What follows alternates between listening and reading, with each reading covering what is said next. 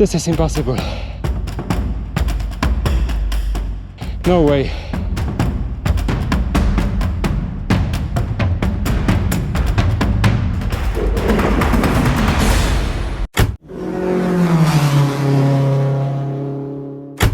Can an electric bike actually tire you out? Absolutely. And sometimes even more than a regular one, which is much lighter. Now add 42 kilos, real off-road terrain, and you've either got a recipe for disaster or the perfect formula for fun and a serious calorie burn. Meet the ENGWE X24, 42 kilograms of full suspension, hydraulic disc brakes, and 24-inch wheels with special task tires.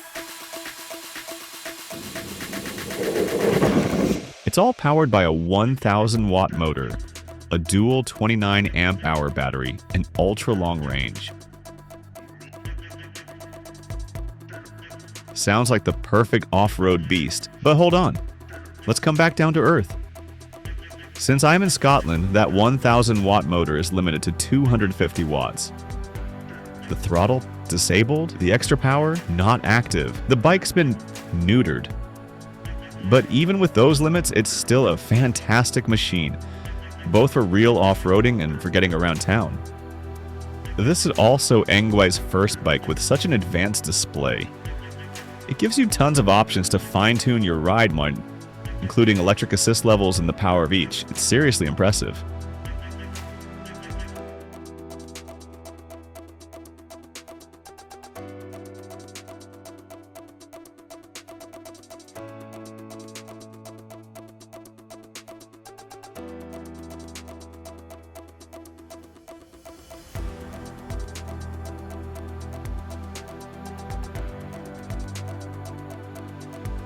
Alright, let's hit the road. On pavement, it rides just fine, but this bike was made for more. With its fully adjustable suspension, like even rough paths feel smooth and comfortable. Every bump is absorbed beautifully. Acceleration? Phenomenal. For safety, I recommend staying on PS3, even on steep off-road climbs. It's the sweet spot. Once you pass 16 miles per hour, the motor cuts out. From there, it's all muscle power. When you drop back below 16 miles per hour, the motor kicks in again. You also get 3 riding modes: Eco, Normal, and Sport. For me, Normal is the most balanced of them all.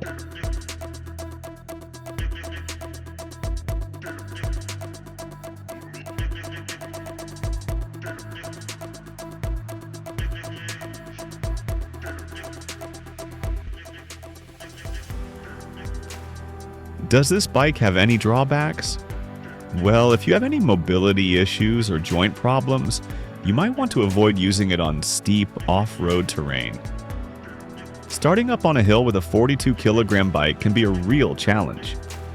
You need to make at least half a pedal rotation before the motor kicks in. Yes, and if you stop pedaling, the assistance cuts out completely. What do you think about that kind of system? Would you prefer a throttle to help you start on tricky climbs? Let me know in the comments. Take a look at this situation. The hill wasn't that steep, but I stopped the front wheel just before some large rocks to make things harder on purpose. My Shimano gears were in 4th position. And wow, it was a struggle. After shifting down to 3rd, I finally managed to push forward.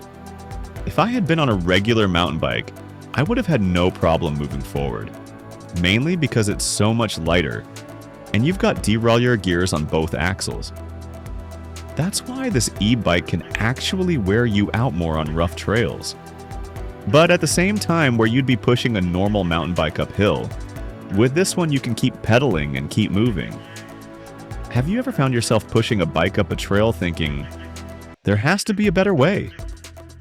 Would a powerful e-bike like this one make a difference in your adventures? Sure, a regular mountain bike can make you tired, but the real challenge is maintaining that fatigue over long distances. And that's where this bike shines. It's made for endurance, not just short bursts of effort.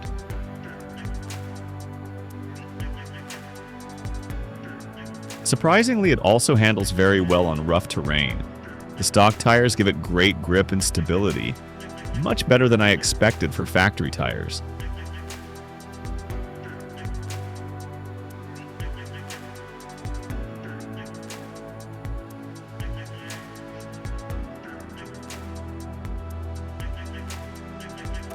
Now let's talk about road riding.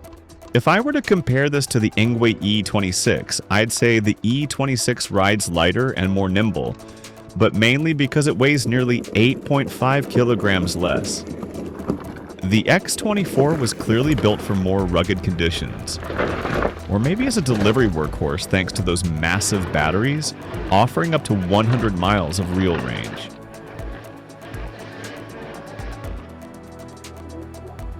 What would you use this bike for? Urban commuting or weekend off-road adventures? I'm really curious how people see this machine fitting into their lives.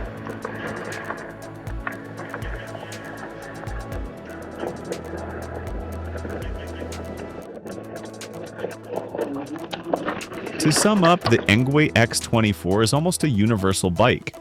It's a powerful beast for rough trails and a smooth, capable ride for the city. But here's the thing, why buy a bike like this and only ride it on paved roads? That would be like buying a Ferrari and driving it at 30 miles per hour. Doesn't make much sense, does it? As usual, please subscribe to my channel. Thanks for watching. Take care of yourself, and in this case, your two wheels, and see you next time.